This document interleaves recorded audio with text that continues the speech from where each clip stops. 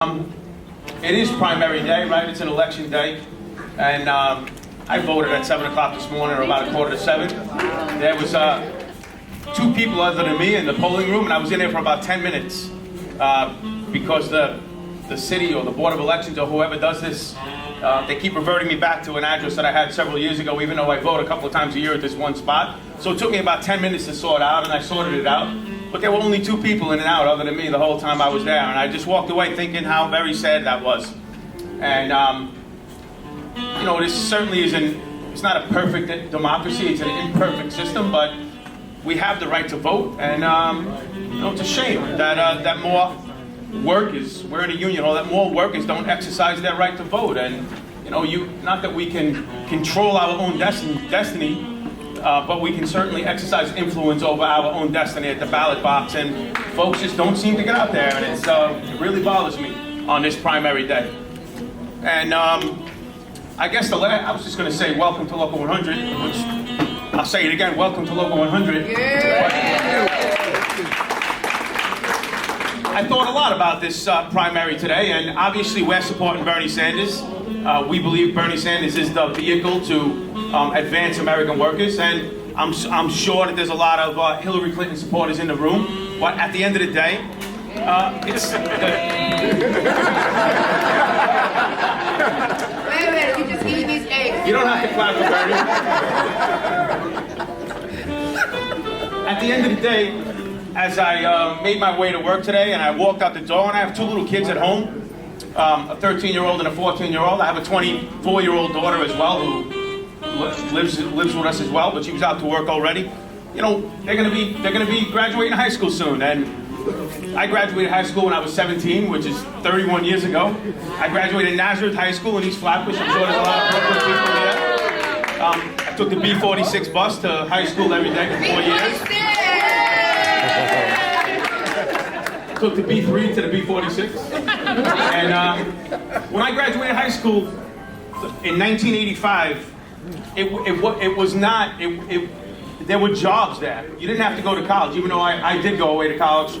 I got thrown out and became a track worker, and it worked out okay in the end. But nonetheless, you didn't have to go away to college. That was 31 years ago. There were manufacturing jobs in Brooklyn still. There was a Domino sugar plant, the Boar's Head plant, the Victoria packing plant. There were all kinds of other machine shops, solid union jobs.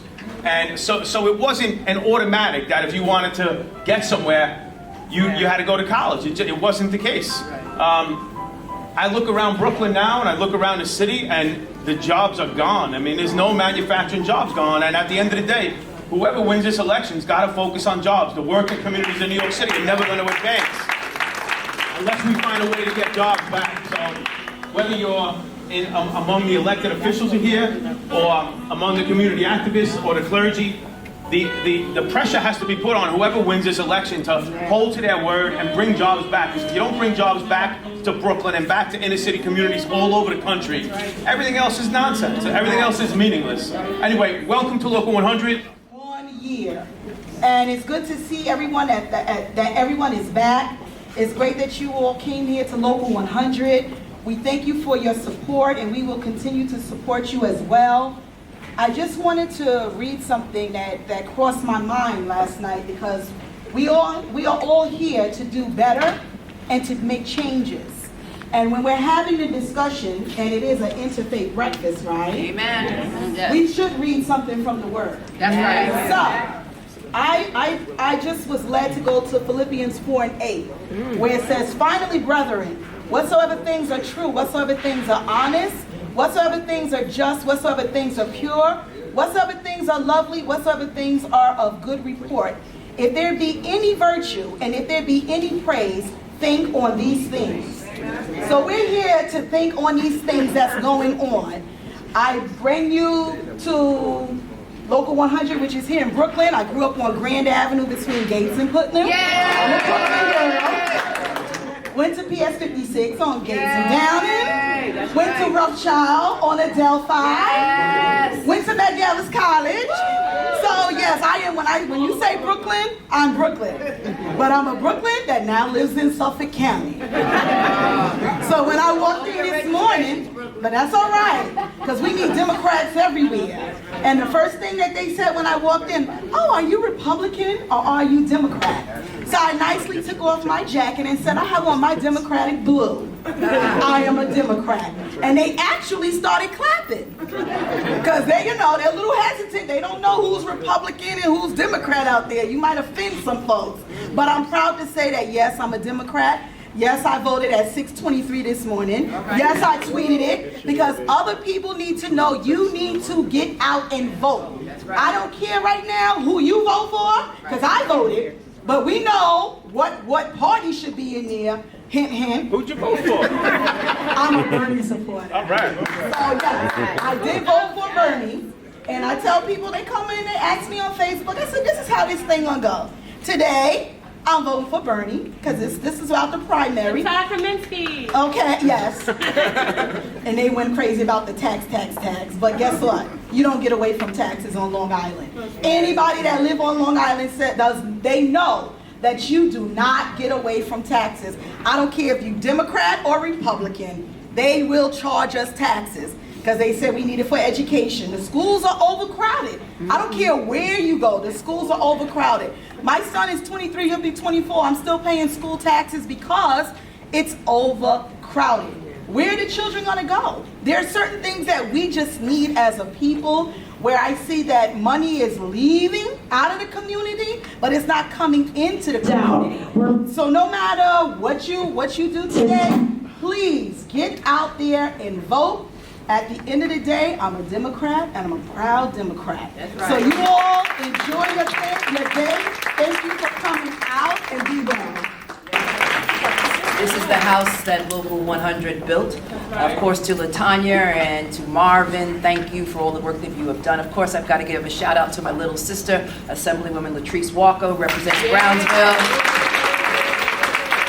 And my new sister, who I've adopted, who's part of our tribe, ladies and gentlemen, Tremaine Wright, who's a candidate for New York State Assembly. She's a candidate for New York State Assembly in Bedford-Stuyvesant. As you know, Assemblywoman Robinson, who is our political mother, has announced her retirement, and she's given the blessing to Tremaine Wright to run for her seat. I urge all of you to get to know Tremaine Wright. Of course, Henry Butler, who's a member of Local 100, I don't know where he went, but for all the things that he does. Listen, I'm a Christian. I want to give honor to God, who is the head of my life and from whom all blessings flow. But you know that Jesus was a carpenter, right? Yes. And I believe that he was a member of the Carpenters Union. He headed it. That's right. So we are here today to celebrate union in the labor movement. Mr. Samuelsen talked about the loss of jobs in Brooklyn. I remember a time when the Navy Yard was buzzing, filled with individuals from the community, primarily black and brown individuals who lived in the neighborhood, individuals who were making middle-class jobs. And now, as you know, most of the jobs in the Navy Yard are high-tech jobs, which require a lot of degrees and they're high skills. And for every Navy Yard and industrial park all throughout the city of New York, that's what you are seeing. And so the question for us is, how do we bring back manufacturing? How do we create tax-free zones? How do we train individuals for these high-tech jobs? You know, Mayor Bloomberg put about almost $100 million into Technion, this new university which is coming to Roosevelt Island. And this university, which is going to train individuals in the tech industry, the tuition is going to be enormous. And most individuals who graduate from CUNY and SUNY will not be in a position to afford to go to that college. We need to make sure that more individuals from CUNY and SUNY and all individuals from the 5 boroughs are allowed access to that university, which is a 5-star university. It should not be a university for the privileged because it comes from your tax dollars. Yes. 2 individuals who graduate from that on average will earn $100,000 just upon graduation. It's important that we demand that Technion and Cornell be a university for all of us. We also need to make sure that we stand and march with the CWA workers as they strike against Verizon. They're right on Flatbush Avenue and DeKalb Avenue. Go visit them. They're in Montague. They're fighting for good jobs. They're fighting for the labor movement. And they're fighting because their jobs are being outsourced and because the CEO is a multi-millionaire. He makes like $100 million and the average worker makes about $30,000. That's not right. In addition to that, he's outsourcing and he's privatizing and he's cutting back on benefits. And when they say cut back, we need to fight back. So they're on strike. We need to go give them moral support and pray with them and make sure that they stay strong, because I believe that this strike is going to be long. I also want to thank TWU for standing with me as we fought against the closure of Cumberland Packing. Cumberland Packing, as you know, is in Fort Greene. Cumberland Packing now is closing. It used to employ about 300 workers, mostly Latino and African American. It's right across from the Navy Yard on Cumberland Street. It makes the sugar, the Domino sugar that you all are enjoying. Well, they're taking those jobs and they're shipping them overseas. And all 300 workers have lost their jobs. We marched with them, we got them a good package, but the point is that you see the direction, the trajectory of what is happening in our nation. You know, it's all about the bottom dollar, and they're shipping jobs all across. They're shipping jobs to quote-unquote third world countries, and our workers, primarily people of color with low skills, with high school diplomas, unfortunately are unemployed because they just don't have the skills. And so now the biggest industry that is expanding is retail. And you know what they're paying in retail, right? Right. Minimum wage. And you can't survive on a minimum wage job supporting a family. So we've got to bring back manufacturing, we've got to retrain workers, we've got to talk about the importance of higher education, because higher education really is the key to independence. We got to support Transport Workers Union, and we've got to stand up for the union movement whenever there's an attack. You see candidates who are running for office on the other side of the aisle who are attacking the right to organize and the union movement. Whenever you hear attacks, you got to stand up, be strong, and have a strong constitution. And that's why the Supreme Court hangs in the balance, because we are one vote away from making this entire nation a right-to-work state. Right. And a right-to-work state, it sounds good, but it means destroy unions. So whenever anyone asks you, do you support right to work, say no, I support the union movement, because they support workers and benefits and the middle class. And the reason why we are here today, and the reason why we enjoy what we enjoy, the reason why we have a weekend off, you got a pension, you got benefits, is because of the union movement. And that's why you got to stand strong and support Transport Workers Union. I also want to thank John Samuelsen for all that he has done, because when these call workers that were working for Transport Workers Union, they're members of the union, primarily women, these call centers, these backup centers, they were working in these centers where their employers were basically saying, you can't take breaks. You know, we're consolidating your jobs. They were working in deplorable conditions. It was under the leadership of Mr. Samuelsen and Transport Workers that they stood up to protect these women in these call centers, and I want to thank them.